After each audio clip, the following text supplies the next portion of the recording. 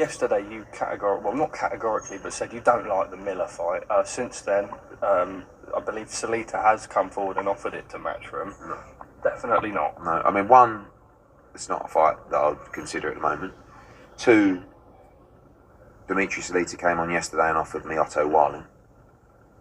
No one's offered us Jarrell Miller. Is Otto Warling still with Dimitri Salita? I believe so. I mean, that's the message I got from them. And no, not Jarrell Miller. In that case, then, what is, just in general, like, what are Joshua's thoughts on Miller? I know that there was a lot at the time and it was animosity and just like, I honestly never discussed Jarrell Miller fight with AJ now. So I understand that it could be a big fight. And do I rule it out forever? I don't think it would.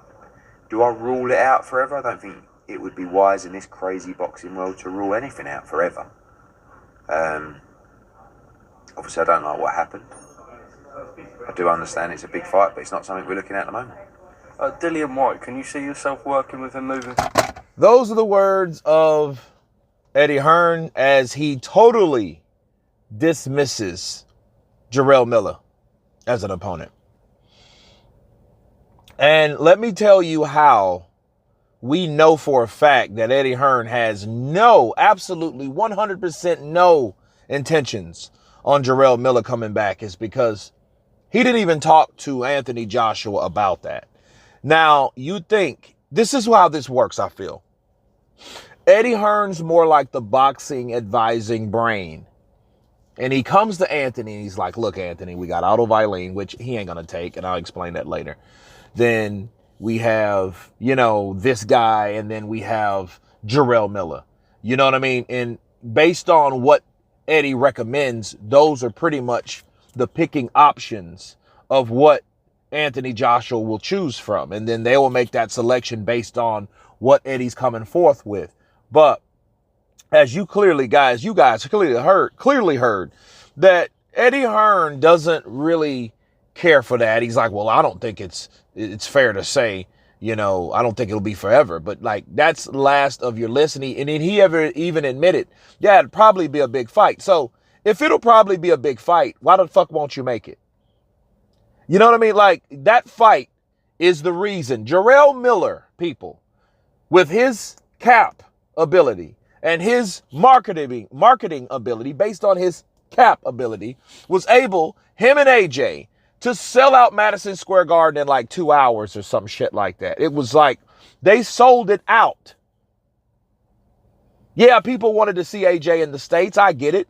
But Jarrell Miller sold that fight because he was so much of a dick. He pressed the issue so hard.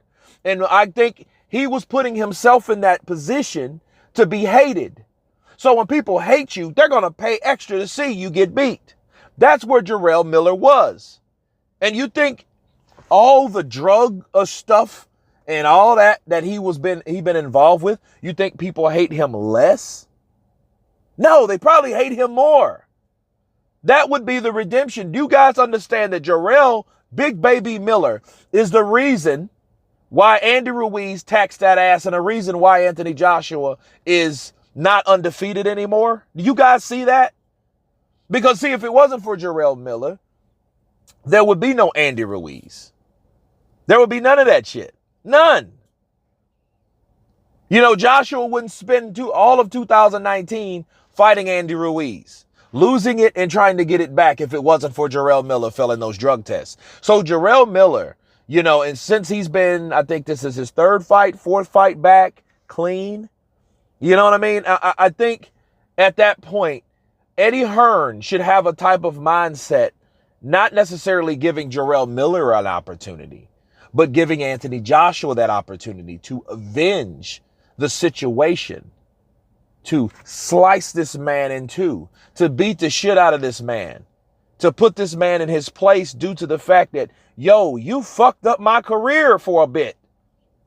Probably forever. That's how Eddie should be thinking about it. He shouldn't be thinking about, no, I don't think that's forever. No, we're not doing that. No.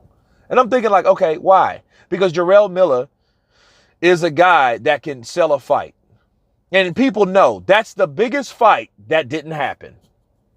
The biggest fight that ever was made that didn't happen.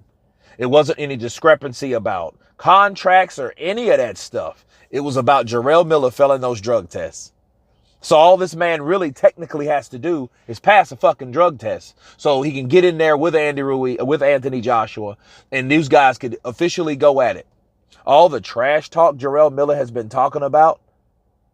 And Joshua even stated that, hey, I'll fight Jarrell Miller with the drugs in his system. You guys remember that? I don't know if that would have been a good idea, right? Based on how Andy did it. But seriously, that fight needs to legitimately be revisited. It needs to. It needs to be revisited. And I think Eddie should come off that Bob Arum, taking it personal shit, and look at that as a business venture, because believe it or not, Anthony Joshua is not going to be around forever. Neither will Jarrell Miller, but see, Jarrell Miller to this day is still undefeated. So I think it's a lot of incentive in getting Jarrell Miller paid and getting Jarrell Miller ass laid out, because that's exactly where he needs to be. And I think Anthony Joshua had every intentions of fucking him up in that ring due to all the trash talk and all the build-up negatively. But anyway, you guys tell me what you think of Eddie Hearn completely shutting down Jarrell Miller as a possible opponent. Of course, please subscribe. And you guys been Counterpunch. Peace!